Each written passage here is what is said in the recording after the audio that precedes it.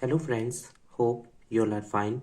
Today we are going to study our chapter number 1 of class 11th political science, book number 1, and the book name is political theory.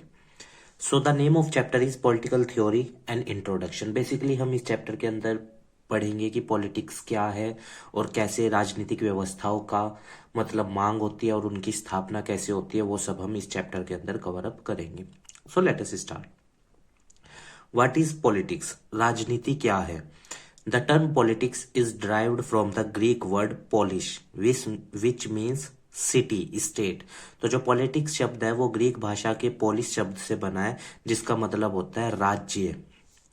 In ancient Greeks, politics was concerned with the study of each and every aspect of a city state. तो अगर हम पुराने समय की बात करें तो politics का मतलब क्या होता था कि हर चीज की स्टडी करना, एक डीप में जाके राज्य व्यवस्था की, एक देश की डीप में स्टडी करना, उसी को ही राजनीति कहा जाता था.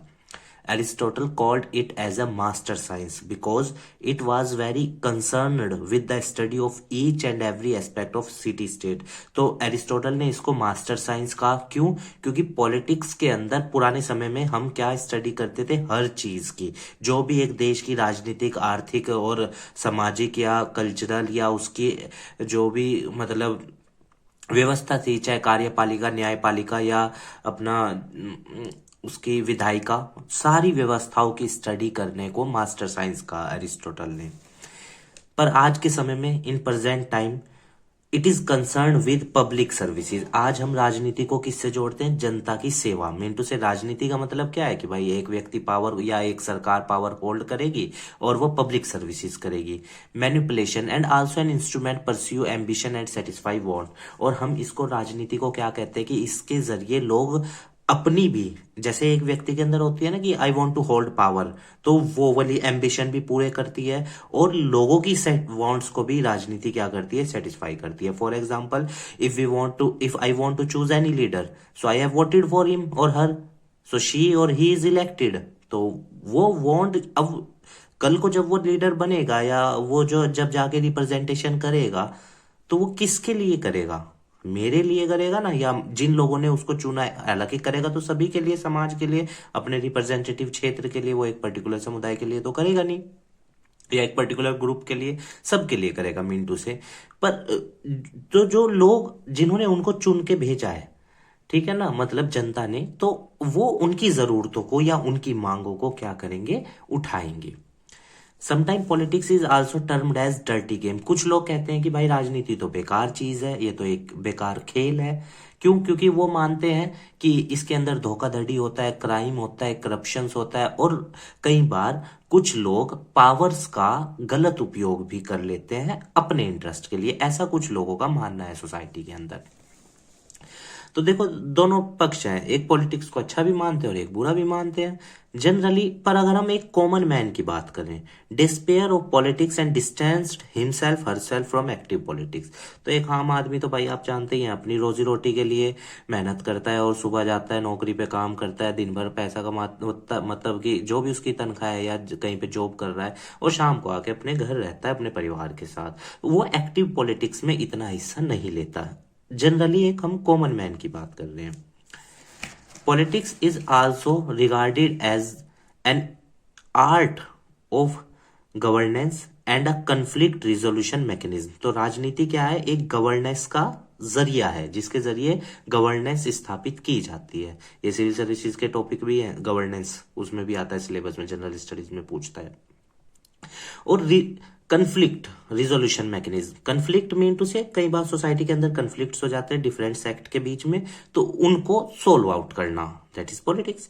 It is a medium to gain and retain political power. और राजनीति ही ऐसा जरिया है जिसके जरिए राजनीतिज्ञ लोग गेन करते हैं पावर्स को और पॉलिटिकल चीजों को मतलब होल्ड करते हैं. और याद रखना, जनता की विल होती है, क्योंकि हमारे यहाँ आप जानते हैं रिप्रेजेंटेटिव डेमोक्रेसी है हमारे यहाँ, तो हम लोग चुनते हैं उनको और फिर उनको पावर्स देते हैं, और वो लोग फिर हम लोगों के लिए काम करते हैं, पॉलिसीज बनाते हैं.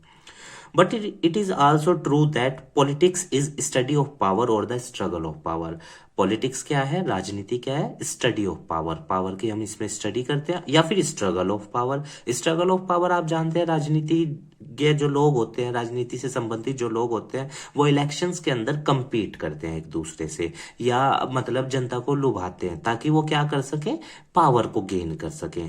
कैंडिडेट्स होते हैं ना, आप जानते हैं, रैलीज में प्रचार करते हैं अपने, ठीक है ना, तो उससे क्या होता है, उससे वो स्ट्रगल है, एक तरह का कंपटीशन है उनके बीच में, ताकि वो पावर्स को ला सके और सिस्टम के अंदर आकर मतलब जनता के लिए काम कर सके।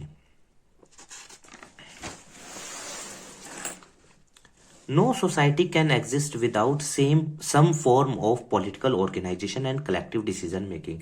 देखो, कोई भी व्यवस्था है, कोई भी देश है, अगर उसके अंदर पॉलिटिकल इंस्टीट्यूशंस नहीं है या पॉलिटिकल एग्जिस्टेंस नहीं है, कार्यपालिका, विधायिका या न्यायपालिका, न्यायपालिका तो पॉलिटिक्स से अलग है, हमारे यहाँ इंडिपेंडेंट है, चलिए कार्यपालिका की बात कर लेते हैं एक बार को, गवर्नमेंट की बात कर रहे हैं, मतलब एग्जीक्यूटिव की। तो देखिए, अगर एग्जीक्यूटिव नहीं होगी तो हर देश के अंदर आप जानते हैं कई समुदाय के लोग रहते हैं, तो कोई ना कोई ऐसा हो, रिप्रेजेंटेटिव हो जो सबके लिए बात कर सके, अदरवाइज लोग आपस में ही लड़ जाएंगे। जैसे सिविल वॉर, जैसे श्रीलंका के अंदर हमने पढ़ा था, सिनाला और तमिलियंस के बीच में, तो वो चीजें फिर एग्जिस्ट कर जाती हैं कई बार। आपने 9th क्लास की उसकी 10th क्लास की बुक में था ही, सिविक्स की में देख लीजिएगा आप एक बार। तो ये चीजें फिर एग्जिस्ट करती हैं। तो कहने का मतलब क्या है कि एक ऐसी संस्था, एक ऐसी व्यवस्था होनी चाहिए जिसके अंदर सबका रिप्रेजेंटेशन हो सके और सबकी जरूरतों को पूरा किया जा सके, इस तरह के निर्णय लिए जा सके। How government are formed and how they function is this an important focus of politics. और राजनीति के अंदर यह भी होता है कि सरकार कैसे बनेगी। जैसे इंडिया के अंदर तो रिप्रेजेंटेटिव फॉर्म ऑफ डेमोक्रेसी है, यहाँ पे कैंडिडेट्स इलेक्शन के अंदर खड़े होते हैं, फिर जनता उनको वोट डालती है, ठीक है। तो कैसे बनेगी, कैसे वो काम करेगी, इस चैप्टर के अंदर बेसिकली हम इसके इंट्रोडक्शन को कवर अप कर रहे हैं, राजनीति के। Why do we study politics. अब हमें पॉलिटिक्स के बारे में जानने की जरूरत क्यों है। देखो, politics help you to know our constitutional right, या जो भी हमें संवैधानिक अधिकार मिले हैं, चाहे आर्टिकल 14 से लेके आर्टिकल 32 तक चले जाइए आप, 6 फंडामेंटल राइट है, 7वां फंडामेंटल राइट भी था, राइट टू प्रॉपर्टी, पर उसे आर्टिकल 31 से निकाल कर 44वां संविधान संशोधन है। एक बार ईयर देख लेना आप, 1978 होना चाहिए, 44th कॉन्स्टिट्यूशन अमेंडमेंट एक्ट 1978 के तहत उसको फंडामेंटल राइट से निकालकर लीगल राइट की सूची में डाल दिया है, ठीक है ना। अच्छा, आप ये सर्च करेंगे ही तो साथ में ये भी करना कि वो कौन से आर्टिकल में इस वक्त उसको डाला है, ठीक है। तो ये कॉन्स्टिट्यूशनल राइट्स के बारे में हमें पता चलता है, हमारे संवैधानिक अधिकार क्या क्या है। Politics help citizen to understand their political parties, और राजनीति हमारी मदद भी करती है अपनी जिस पार्टी को हम फॉलो अप करने जा रहे हैं, या पॉलिटिकल पार्टीज जो एग्जिस्ट करती हैं उनके बारे में जान सके। क्योंकि देखो, राजनीति ही तो एक व्यवस्था है जिसके जरिए एक राजनीतिक पार्टी अपनी आइडियोलॉजी को जनता तक पहुंचाती है, इलेक्शन कैंपेन्स के जरिए, या जिस तरह से भी वो अपना प्रचार प्रसार करते हैं। Politics is a living breathing subject, और ये क्या है, ये एक जीवित सब्जेक्ट है। क्योंकि आपने देखा होगा, राजनीति के अंदर लोग एक मतलब अच्छे स्केल पे पार्टिसिपेट करते हैं, ठीक है ना, कंपटीशन होता है, कैंपेन्स होती हैं, तो ये एक लिविंग ब्रीथिंग सब्जेक्ट है। Politics clarifies what individual believes their self. तो देखो, राजनीति से हमें पता चलता है कि लोग अपने बारे में क्या सोचते हैं, या अपने लिए डिसीजंस कैसे लेते हैं। क्योंकि देखिए, हर व्यक्ति अपना रिप्रेजेंटेशन चाहता है, तो अब वो रिप्रेजेंटेशन अपना किस तरह करेगा, या तो पॉलिटिक्स का हिस्सा बनकर, या फिर किसी पॉलिटिकल पार्टी को सपोर्ट करके। तो वो चीज, what do we study in political theories. हम पॉलिटिकल थ्योरीज के अंदर क्या क्या पढ़ते हैं। So let us see, there are certain values and principle that have inspired people and guided policies. देखो, बहुत सारे वैल्यूज हैं, मतलब नॉर्म्स हैं, प्रिंसिपल्स हैं, जिनके ऊपर राजनीति बनी है। राजनीति मतलब कि उसको विस्तार किया गया, उसको स्थापित किया गया। फॉर एग्जाम्पल, लोकतांत्रिक व्यवस्था, ये भी तो एक राजनीति का हिस्सा है बहुत ही, कि भाई देश के अंदर ऐसी व्यवस्था स्थापित हो कि हर किसी के अधिकार बराबर हो, इक्वेलिटी, सबको बराबर का। आप जानते हैं, इंडियन कॉन्स्टिट्यूशन में आर्टिकल 14 से लेकर आर्टिकल 18 तक इक्वालिटी की बात है। जैसे आर्टिकल 14 में right to equality before law, equal protection of law. Article 15, no discrimination on the basis of race, caste, sex and place of birth. Article 16 equality of opportunity, article 17 abolition of untouchability, article 18 की बात करें हम अगर हम तो abolition of titles. पर उसमें वो भी है थोड़ा सा कि अगर आप उसके क्षेत्र में मिला है एजुकेशन के क्षेत्र में तो हम वो उपाधि अपने नाम के आगे लगा सकते हैं। जैसे फॉर एग्जांपल जो पीएचडी होल्डर्स होते हैं देखे वो अपने नाम के आगे डॉक्टर लगा सकते हैं, ठीक है ना, या फिर जो भी हमें एजुकेशन फील्ड में उपाधि मिली है वो लगा सकते हैं। अदरवाइज हम और टाइटल्स को वहां पे एबॉलिश किया गया आर्टिकल 18 में। तो ये जो अधिकार हैं ये हमें मिले हैं संविधान के जरिए। तो इन चीजों पे राजनीति क्या होती है, डिपेंड होती है। सोशलिज्म समाजवाद व्यवस्था कि जो भी सरकार आएगी वो जनता के लिए काम करेगी। फ्रीडम आजादी, आर्टिकल 19 को देख लो 6 तरह की आजादी है, ठीक है ना, या आर्टिकल 21 को देख लो right to life and personal liberty. तो ये चीजें हमें हमारा संविधान देता है। कहने का मतलब है कि जो भी एक देश की व्यवस्था होती है वो उस देश के इन चीजों पर निर्भर होती है कि उस देश के अंदर राजनीतिक व्यवस्था कैसी होगी।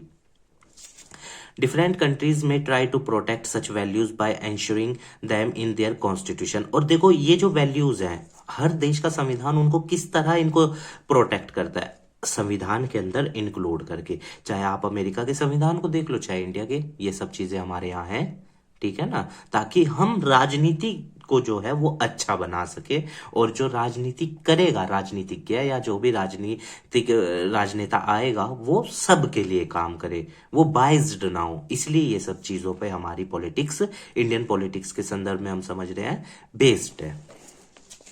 या देख लीजिएगा notes. These documents did not just emerge overnight। और ये संविधान या देश का निर्माण एक रात में नहीं हुआ है, बहुत लंबा टाइम लगता है चीजों को स्थापित होने में। अब आप कहेंगे संविधान को तो 2 वर्ष 11 महीने 18 दिन लगे, ठीक है, वो टाइम है उसको बनने में, बनने में जो लगा। पर उससे अलग मैं यहाँ बेसिकली ये पॉइंट आपको ये कहना चाह रहा है कि जो ये रूल्स है या जो ये चीजें बनाई गई है ना कॉन्स्टिट्यूशन के अंदर डाली गई है, ये एक रात में नहीं डिसाइड हुई या 10 दिन में या 2 साल में नहीं डिसाइड हुई कि ये चीजें हम संविधान के अंदर डालेंगे। इनको सोसाइटी ने पहले समझा है कि हाँ ये चीजें होनी चाहिए, संविधान के अंदर ये चीजें होनी चाहिए, क्योंकि सोसाइटी ने उन चीजों को पहले ऑब्जर्व किया। So these documents did not just emerge overnight. They are built upon the ideas and principle debated almost since the time of Kautilya, Aristotle to Rousseau तक के समय तक जो चर्चाएं होती रही चीजों के ऊपर कि सबको आजादी हो, इक्वालिटी हो, तभी तो हमने उन चीजों के बेस पे ये हमारे संविधान में चीजें डाली गई हैं। महात्मा गांधी जी के प्रिंसिपल्स हैं जो डॉक्टर बी.आर. अम्बेडकर जी के हैं, तो वो चीजें फिर हमारे संविधान में डाली गई इन महान व्यक्तियों के द्वारा, जो पॉइंट्स जो इन्होंने ऑब्जर्वेशन किए सोसाइटी के प्रति। As far back as the 5th century BC, Plato and Aristotle discussed with their student with monarchy, जहां पे राजा का शासन होता था। मोनार्की का मतलब राजा का शासन। डेमोक्रेसी लोकतांत्रिक व्यवस्था। ये एरिस्टोटल या जो हम प्लेटो हैं ये चर्चाएं करते थे अपने स्टूडेंट्स के साथ इन चीजों पे। तो आज जब भी तो ये व्यवस्था स्थापित है इंडिया के अंदर, देखिए लोकतांत्रिक व्यवस्था है। इन मॉडर्न टाइम और आधुनिक समय में अगर आप बात करें रूसो आ जाते हैं। फर्स्ट आर्ग्यूड फॉर फ्रीडम और fundamental rights for humankind, Rousseau ने सबसे पहले। रूसो एक बहुत बड़े पॉलिटिकल साइंटिस्ट हुए, आप इनका नाम याद रखिएगा। लोक, रूसो, प्लेटो, एरिस्टोटल, ये नाम आपको फैमिलियर करेंगे होंगे जब आप अपना 12th क्लास पढ़ेंगे और या फिर उसके बाद की जो बीए करेंगे, जब आप अगर पॉलिटिकल साइंस ऑनर्स से करते हैं तो वहां पे भी ये चीजें आएंगी, या political science as a subject रखते हैं बीए में। Karl Marx argued that equality was a crucial as freedom। तो कार्ल मार्क्स कैपिटलिस्ट थ्योरी दी थी, याद रखना, पूंजीवादी व्यवस्था। तो इन्होंने कहा कि भाई बराबर मतलब इक्वालिटी उतनी ही जरूरी है जितनी आजादी जरूरी है। क्योंकि देखिए फॉर एग्जांपल एक व्यक्ति आजाद है, हमने कह दिया कि भाई तू आजाद है, ठीक है, अब वो आजाद हो गया, पर उसको सोसाइटी में अगर इक्वल हक ना मिले तो फिर वो कैसा आजाद है, वो तो नहीं आजाद हुआ। तो वो चीज कार्ल मार्क्स ने कहा कि इक्वालिटी और freedom both are very necessary for living a life. Putting political theory to practice. In political theory textbook we are focused on one aspect of political theory that is with the origin, meaning and significance of political ideas. आप इस किताब के अंदर मतलब आने वाले chapters में आप पढ़ोगे। Meaning and significance of political ideas that we are familiar with such जैसे कौन सी चीजों से हम इस चैप्टर के अंदर, इस किताब के अंदर पढ़ेंगे। अगर आप अपने बुक का ही परफेस देखें, 1 मिनट में आपको शो कर रहा हूं।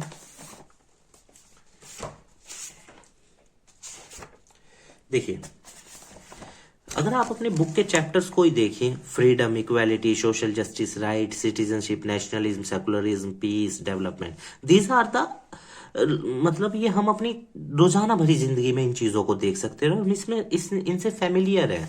तो वो यहाँ पे लिख रहा है कि ये चीजें आप इस बुक के अंदर पढ़ेंगे। Freedom, equality, citizenship, development, nationalism, secularism, etcetera. Political theorists have asked what is freedom और equality and provided diverse definition. तो पॉलिटिकल थ्योरिस्ट जो थ्योरीज बनाई गई हैं, देखिए हर व्यक्ति की सोचने की शक्ति अलग होती है और व्यूज भी अलग होते हैं। तो आपको बहुत सारी डेफिनेशंस दिख जाएगी। एक व्यक्ति के हिसाब से आजादी कुछ और है, दूसरे के हिसाब से कुछ और है, ठीक है ना। इक्वालिटी एक व्यक्ति के हिसाब से कुछ और है, दूसरे के हिसाब से कुछ और है। तो ये आपको इन पे बहुत सारी डाइवर्स डेफिनेशंस दिखाई दे जाएंगी। जैसे मैथ के अंदर तो ये है कि भाई एक सिंपल रूल लिखा हुआ है, डेफिनेशन है, 2 ट्रायंगल्स के लिए भी और 2 स्क्वायर के लिए भी वही डेफिनेशन वर्क करेगी। पर अगर आप इक्वालिटी पे 2 व्यक्तियों की डेफिनेशंस पढ़ोगे ना, तो एक व्यक्ति तो कह रहा है कि भाई इक्वालिटी ये है कि सबको सोशल हक मिले इक्वल, दूसरा व्यक्ति कह रहा है कि भाई इक्वालिटी ये है कि समाज में सबको आर्थिक हक इक्वल मिले, इक्वालिटी ऑफ अपॉर्चुनिटी मिले। तो देखिए डेफिनेशन अलग अलग होगी ना। तो वो ये कहना चाह रहा है कि आपको और सब्जेक्ट्स में चीजें मतलब एक नियम कानून पे फॉलो होती हुई दिखाई देंगी, पर जब आप इसकी बात करते हैं तो ये पर्सन टू पर्सन डिफर करती है। इक्वालिटी मेरे हिसाब से कुछ और मतलब है, इक्वालिटी का किसी और के हिसाब से कुछ और है। तो वो चीज वो कह रहा है कि ये वी एनकाउंटर मैनी डेफिनेशंस, आपको बहुत सारी परिभाषाएं दिख जाएंगी इक्वालिटी, फ्रीडम और जस्टिस के ऊपर। Political theories clarifies the meaning of political concept by looking at how they are understood and used in ordinary language। और political theories हमें ये बताती हैं कि जो political concepts हैं वो कैसे build up हुए और कैसे वो use हो रहे हैं, ये हमें आसान भाषा में समझ आती है। Why should we study political theory? This is last heading of your chapter 1 introduction। Firstly political theory is relevant for all the about target group. देखो पॉलिटिकल थ्योरीज हम क्यों पढ़ते हैं, क्योंकि हम लोग ही तो पॉलिटिक्स का हिस्सा है, वी आर द पीपल। जैसे हमारा संविधान का प्रीएम्बल भी तो इसी से शुरू होता है, वी द पीपल। तो वी का मतलब जो पॉलिटिकल चीजें हैं वो हम लोगों से ही तो जुड़ी हुई हैं, और हमारे यहाँ तो रिप्रेजेंटेटिव डेमोक्रेसी है, तो ये चीजें तो हमसे डायरेक्टली जुड़ी हुई हैं। Firstly, political theory is relevant for all the above target group, as high school student may choose one of the professions in the future and so indirectly it is relevant for us even now। तो जैसे वो एक subject को चुनेगा कि मुझे उसको future में क्या करना है, तो वो उसके जीवन को इफेक्ट करेगा।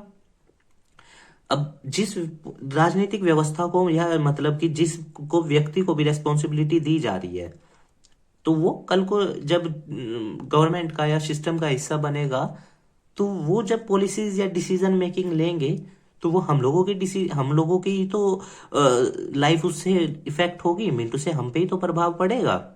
Secondly, we are all going to be citizens. देखो एक तो यहाँ पे जीवन हो गया उसका, उसने इंजीनियरिंग चुना या जो भी वो बनना चाहता है लाइफ में वो बन गया। आर्टिकल 16 के अंदर है इक्वालिटी ऑफ अपॉर्चुनिटी, आर्टिकल 19 के पार्ट 4 में है या 5th में है फ्रीडम ऑफ प्रोफेशन। आप एक बार चेक कर लीजिएगा, 4th, 5th, 6th में से किसी एक में है, ठीक है, फ्रीडम ऑफ प्रोफेशन है वहां पे। तो secondly, we are going to be citizen entitled to vote and decide other issues. अब देखो एक तो मैंने अपने जीवन के लिए यहाँ चुन लिया कि मेरे को टीचर बनना था, मैंने ये प्रोफेशन अपने लिए डिसाइड कर लिया। अब दूसरा, एक तो मैंने ये चुन लिया ना अपने लिए कि मैं लाइफ में टीचर बनूंगा, और मैं बन गया। अब दूसरा क्या चीज है कि मुझे इस देश के लिए भी एक व्यक्ति मतलब कि अपना जिम्मेदारी निभानी है, फंडामेंटल ड्यूटीज है ना भाई हमारी 11, तो उनसे भी अलग एक जिम्मेदारी है कि भाई मैं ऐसे व्यक्ति इसको चुनूं, अपना वोट दूं कि या जो भी राजनीतिक व्यवस्था होगी स्थापित मेरे द्वारा या हम सब के द्वारा, तो वो कल को जब हम लोगों के ही तो निर्णय को, हम लोगों की लाइफ के लिए ही तो वो पॉलिसीज बनाएंगे जो पॉलिटिशियंस होते हैं वो। Secondly, we all are going to be citizen, हम नागरिक भी हैं, और नागरिक के लिए कौन से आर्टिकल्स में बताया गया है सिटीजनशिप के बारे में, आर्टिकल 5 से लेके 11 तक, याद रखना इंडियन कॉन्स्टिट्यूशन में। entitled to vote and decide other issues, to act responsibly. It is helpful to have to basic knowledge of the political ideas, ठीक है, and institution that shape the world we live in. तो हमें थोड़ी बहुत ज्ञान होना चाहिए कि भाई जो चीजें हमारे चारों तरफ हमारे जीवन को इफेक्ट करेंगी, ये तो मेरा प्रोफेशन था, मेरा जीवन हो इससे इफेक्ट होगा, मिंटू से कि आने वाला करियर। अब यहाँ ये भी तो मेरा जीवन है कि भाई कौन सी पॉलिटिकल इंस्टीट्यूशन स्थापित है देश में, वो मेरे लिए क्या निर्णय ले रहे हैं या क्या वो कर रहे हैं, वो चीज मैं आपको यहाँ पे समझाना चाह रहा हूँ। Political theory encourage us to do is examine our ideas and feeling about political thing. तो पॉलिटिकल थ्योरी जो होती है वो हमारी मदद करती है कि हम पॉलिटिकल चीजों के बारे में सोचते क्या है, या उसको बढ़ावा देती है, ठीक है ना, पॉलिटिकल गतिविधियों को हमारे अंदर, या हमारी सोच कैसी है पॉलिटिकल चीजों के प्रति। Political theory expose us to systematic thinking, और हम एक प्रॉपर वे में सोचते हैं कि भाई जस्टिस क्या है, इक्वालिटी क्या है, मैं समाज में इक्वल फील कर रहा हूं या नहीं कहीं कर रहा हूं, मेरे साथ न्याय हुआ या नहीं हुआ, वो चीजें हमें इनसे पता चलती है। So that we can polish our opinion, so argue in an informed manner and for the sake of common interest. और हम जो ये चीजें किस लिए पढ़ रहे हैं, किस लिए पढ़ेंगे या आने वाले चैप्टर्स में आप, ताकि आप ये जैसे आप मान लो अगला चैप्टर ही अगला चैप्टर ये है, जैसे फ्रीडम है चैप्टर नंबर 2 आपका, अब आप इसे क्यों पढ़ोगे, ताकि आप फ्रीडम का मतलब समझ सको कि फ्रीडम है क्या, और फिर ये देख सको कि आपको फ्रीडम मिला या आपको सोसाइटी ने फ्रीडम दिया या पॉलिटिकल इंस्टीट्यूशंस ने आपको फ्रीडम दिया। इसलिए हम पॉलिटिकल थ्योरी को समझते हैं बेसिकली, ठीक है। चैप्टर 2 का भी वीडियो जल्दी आ जाएगा। So argue in an informed manner and for the sake of common interest. So उम्मीद है गाइस आपको ये चैप्टर समझ में आया होगा। This is the basically introduction कि पॉलिटिक्स क्या है, पॉलिटिकल थ्योरीज क्या मदद करती हैं हमारी, वो कैसे बनती हैं। उम्मीद है गाइस आपको ये चैप्टर समझ में आया होगा। हमारे काम को सपोर्ट करने के लिए वीडियो को लाइक कीजिएगा, अपने दोस्तों के साथ शेयर कीजिएगा और हमारे चैनल को भी सब्सक्राइब कर दीजिएगा। और अगर आपकी कोई क्वेरी है स्टूडेंट्स लर्नर्स, तो आप कमेंट बॉक्स में बता दीजिएगा और मैं आपको उसका आंसर देने की पूरी कोशिश करूंगा। देखिए कुछ स्टूडेंट्स कहते हैं कि सर आप पीडीएफ नहीं दे रहे हैं नोट्स के। देखिए बच्चों, जैसे मेरे टीचर्स ने मुझे सिखाया मैं आपको वैसे ही बता रहा हूँ। मेरे टीचर्स का ये कहना था कि अगर आप जैसे किसी चीज को पढ़ रहे हो और उसको अगर स्वयं से लिखते हो, खुद से लिखते हो, तो वो आपको बहुत लंबे समय तक याद रहेंगी चीजें। और ये बहुत ही मतलब बिल्कुल सत्य बात है। तो आप अगर खुद से लिखेंगे तो ज्यादा बेहतर होगा आपको और अच्छा। देखिए क्योंकि आप पढ़ रहे हैं और आप साथ में लिख भी रहे हैं, तो एक बार तो रिवीजन आपने कर ही लिया लिख कर, तो वो हल्की सी इमेज बन जाएगी। जब आप दोबारा रिवीजन करोगे तो आपको बहुत आसानी रहेगी। तो इसलिए मैं आपको सलाह दूंगा, जब तक भी आप पढ़ाई कर रहे हैं लाइफ में, तो चीजों को अपने नोट्स स्वयं बनाइएगा, आइडियाज ले लीजिएगा। और मतलब अगर आप किसी के नोट्स फॉलो अप भी कर रहे हैं तो लिखिएगा खुद से पर। ठीक है स्टूडेंट्स, स्वस्थ रहिए, खूब नाम कमाइए जीवन में। और देखिए स्टूडेंट्स, अगर कोई पॉइंट ऐसा आया है जिससे आपकी कोई भावना हर्ट हुई है तो हम आपसे क्षमा मांगते हैं। हमारी कोई इंटेंशन नहीं है आपकी कोई भी भावना हर्ट करने की, किसी भी तरीके की। चीजें हैं, लर्नर हैं आप भी हम भी, बस एक्सप्लेन करने की कोशिश की है। तो एज अ लर्नर ही चीजों को इनटेक कीजिएगा। ठीक है स्टूडेंट, स्वस्थ रहिए, खूब नाम कमाइए, इस देश के लिए कुछ अच्छा कीजिए, सोसाइटी को अच्छा बनाइए और स्वयं के लिए भी अच्छा कीजिए। ठीक है स्टूडेंट्स, जय हिंद, नमस्कार।